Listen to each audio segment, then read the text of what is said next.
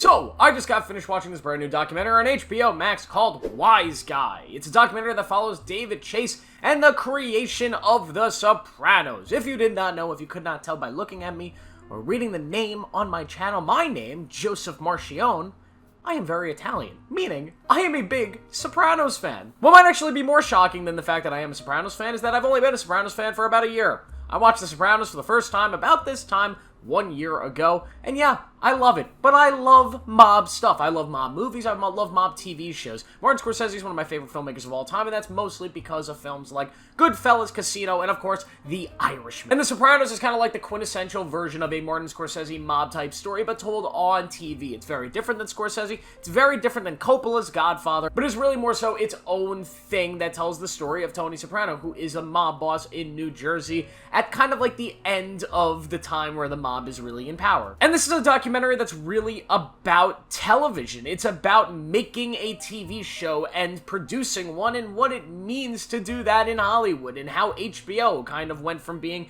a low-graded TV network that did not get a lot of respect to being what it is today, which is one of the most respected TV outlets in the world because they just continuously produce great TV shows that are not afraid to pull their punches. And watching as David Chase, this person who had never really succeeded when it comes to creating something as big as The Sopranos, watching him slowly create the show, then cast the characters, and the insight on the actual filmmaking process here, it makes this one of the most interesting documentaries in the world. I love documentaries or movies or stories that kind of go all over the basic art of storytelling, of filmmaking, of production in art. They are always some of my most favorite things. I most recently did a video talking about Ed Wood, the film from Tim Burton, which is about filmmaking. It's about a guy that was not very good at filmmaking, but still, watching the art of that, art of creating movies, even at that level, is just such an interesting thing for me, especially as somebody who wants to make movies professionally for a living.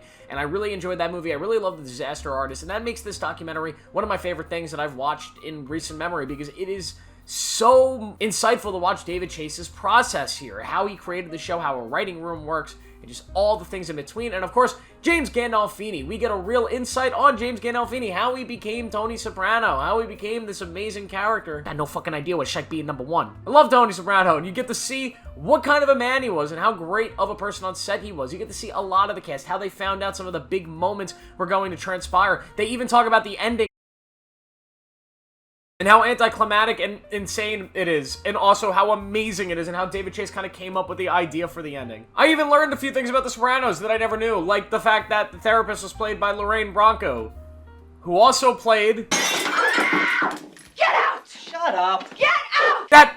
What? That blew my mind! Am I the only one that just realized that? That just noticed it? What a performance. I also learned that the entire show was meant to be a movie that was supposed to be about Tony Soprano and his mother. And luckily that arc only lasted one season. They really gas up the fact that that's what this whole show is supposed to be about, which I guess if you watch Sopranos Season 1, it really is a mother-son story, and then it transitions into something else after, of course, the actress that played the mother passed away and could not be on the show anymore.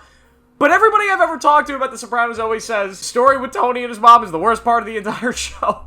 So thank God it wasn't a movie. There's a lot of stories here with Tony Sirocco, who with, like, his hair, and the filming of that one episode where, you know, they talk about the interior decorator. This house looked like shit. It's just all brilliant. Sopranos is a show that if you haven't experienced it, you should go and watch it. It's very different than what network television is kind of today. Today we see a lot of these shows that are very, very high in budget and low in episodes. So what I mean by that is like Stranger Things. You get one season every 3 to 4 years. It's like 10 episodes. Each episode's like a movie and feels like a movie, has the budget of a movie, but it's not exactly television. It doesn't feel like it in a way. Game of Thrones is the same thing. You get one season every couple years, and they're huge. Marvel now with their TV shows are doing the same sort of thing. The Sopranos is kind of classic television. You get like 20-something episodes a season, and you get a bunch of episodes that have their own story arcs. It's not always one season with one gigantic story arc that every episode is contributing to. Sometimes you get a bunch of episodes that are doing their own thing. So if you're, you know, a modern TV watcher, The Sopranos might not be sort of your thing. If you're somebody who's like a big Game of Thrones and Succession, and give me Breaking Bad, even though Breaking Bad's a lot closer to this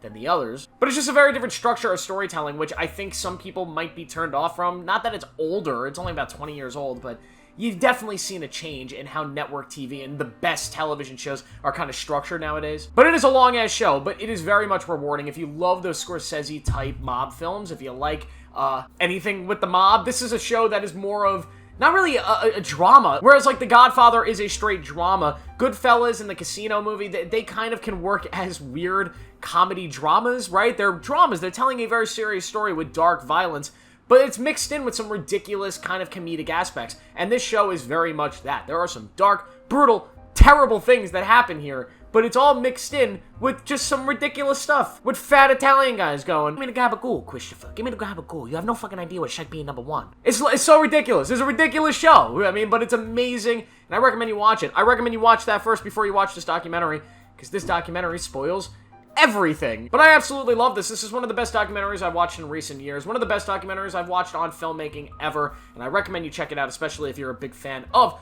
The Sopranos. And honestly, if you're not a big fan of The Sopranos, go watch it. What do you do with your life? Go check out HBO Max. I'm not going to give this one a score. I don't really like scoring documentaries because I don't usually watch documentaries if they're not on a subject I'm not going to like. I typically like all documentaries I watch. But it's, yeah, a 5 out of 5, a 4 out of 5, whatever you want to call it. It is amazing. Go check it out. Quick little plug as well. I made a film earlier this year. It's a small short film called Different Day, and it was just selected to be a film programmed in the New York Long Island Film Festival. So if you are somebody that lives in Long Island, October 18th, you can buy tickets and go see it. I'll have a link down below with all the information. But let me know. Leave a comment if you want to go see my movie. Maybe I'll be there. You can meet Joe Marcioni. What an honor. It must be, you guys must be so excited at that thought to get to meet the Joe, the Marsh. I'll also be at the New York Film Festival, the big one, so you might see me there going to see some of the bigger films. So, yeah, if you're there, look out for me, all you 20-something viewers that watch my videos. Thank you guys for watching. Be sure to like this video, subscribe for more, turn on notifications. I'll see you in the next one.